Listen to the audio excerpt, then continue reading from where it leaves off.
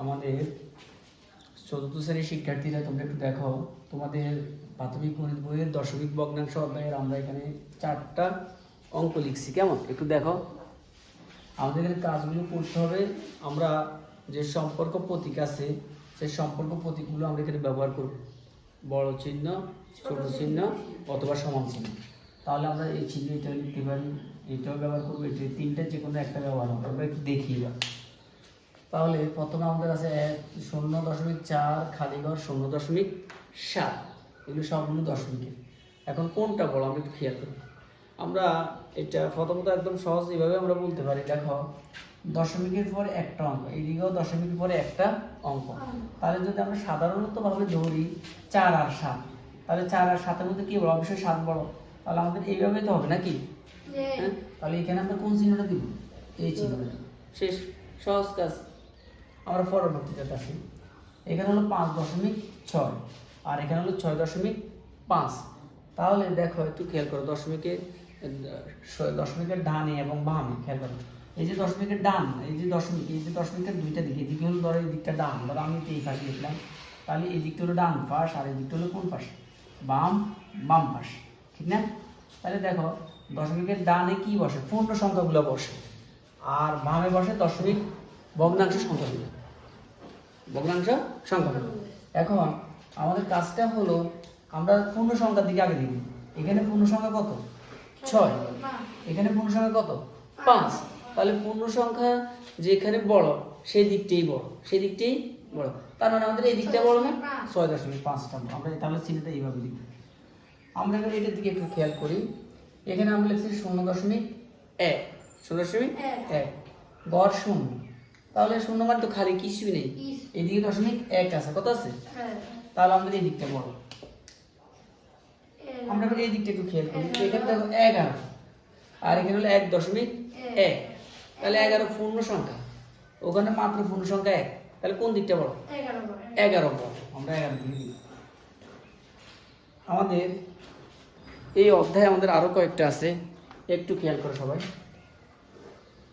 যেমন 5 নাম্বার কি আছে? 10/5, 10/5 আর কি আছে আমাদের? সুন্দর। আমরা এইটা একটু দেখি, এটা আমরা কিভাবে করব। দেখো এইদিকে হলো 10/5 আর এদিকে হলো 0.5। আচ্ছা, এই দিকটা আমরা বুঝলাম 10/5 ভাগ। তাহলে এইদিকে আমরা যদি এই দিকটা একটু বুঝি, এখানে হলো 0.5, তাহলে আমরা যদি এটাকে লিখতে যাই, 5কে যদি আমরা পূর্ণ সংখ্যা নিতে তাহলে 5 লিখলাম, আর দশমিকের জন্য 1, একটা করার জন্য একটা 0। তাহলে দেখা যায় 10/5কে আমরা 0.5 বলা যায়। 10/5 যে কথা, সেটাকে আমরা 0.5 বলতে পারি। তাহলে আমাদের এখানে এটা কি? দুই দিকে সমান, আমরা সমান চিহ্ন লিখব। কি চিহ্ন লিখব? সমান চিহ্ন লিখতে পারবো, ঠিক আছে? তারপরে আসো পরেরটাতে আসো, 6 নাম্বারে কি বলছো আমরা একটু দেখি। 0.7, তারপর কি আছে? 10/3 একটু খেয়াল করো। উপরের যে কাজটা তোমরা একটু আগে করছো, এই কাজটা এখানেও আছে।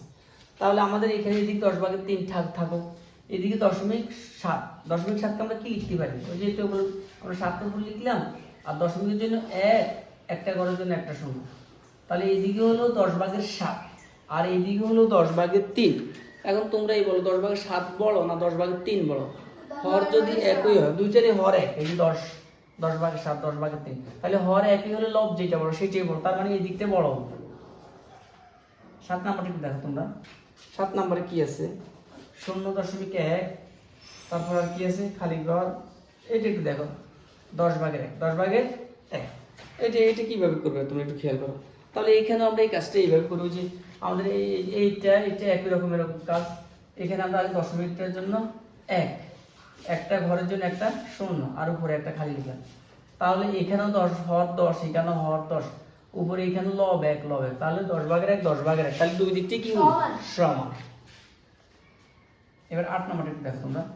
8 নাম্বারে কি আছে? এই যে 10/10 আর আমার এইদিকে আছে কত? 1। তাহলে কোন দিক বড়?